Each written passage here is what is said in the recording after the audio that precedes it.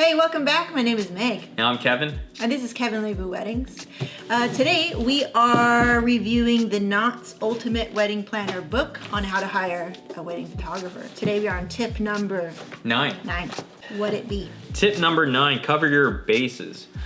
Don't get carried away, but providing your photographer with top 5 lists of poses and moments you want is a good way to guarantee you get the photos you're hoping for.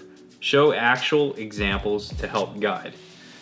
Yeah, that's a valid tip. That's a valid tip. Yeah, we always recommend that our couples to share their Pinterest board, like their favorite photos that they've seen on Pinterest. Just know that we don't replicate any photographer's work.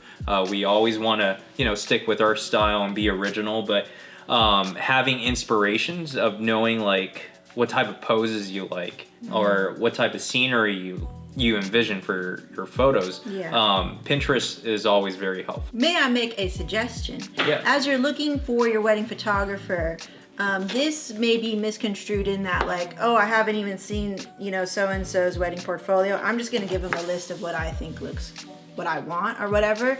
That would be, I think, a mistake because you need to be able to, like one of the tips was trust your photographer to do their thing. Like, so as long as you've covered your bases, right? If we're on this tip of covering your bases, looking at their collection and going, oh, cool. They seem to balance the landscape with poses. It's not just all portraiture. It's not just all close-ups or, they seem to do this with their work. Cool. That aligns with the style I think that I like. And then if I have specific things that I really want, say my grandmother passed away and I would like this photo during this time at this location to be photographed. That's essentially important. Like we couldn't tell, like we wouldn't be able to know that. So yes, we would definitely want to know that. If it's like, I want a picture like this or something like that, and it doesn't really match with like what we normally do, that would be kind of like, your own onus to be like, oh, that's not the thing that they do. When you provide your photographer a list, make sure it's not like 100, like a very long list. Just know that you hired the photographer to do their work because you trust their style. Right. You trust them to create your day.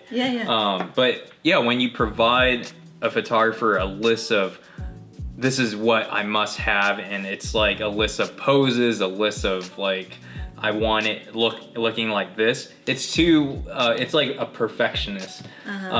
So what that does, it allows a photographer not to be able to do their job. They can't think creatively. All they're looking is at your Pinterest board and just trying to replicate it in a different setting. So that's not being creative at all. And there's no emotion in that as well. So you can't. And then you're going to complain to the photographer saying that, why in my photos I look so stiff?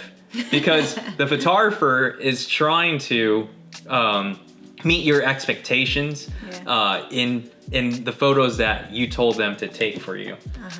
So that's why we feel that, cover your bases by just sharing, a general feel of what you like within your photos, and the photographer will meet you halfway and exceed your expectations with their style. It's like trying to hire an artist to shoot something that's alive versus hiring somebody who's like a product photographer and they're like, I want you to shoot it like this, right? But you're not a product. You're not like a physical product. You're a human being that moves and you go through all of these emotions and you want to allow that person to just capture that.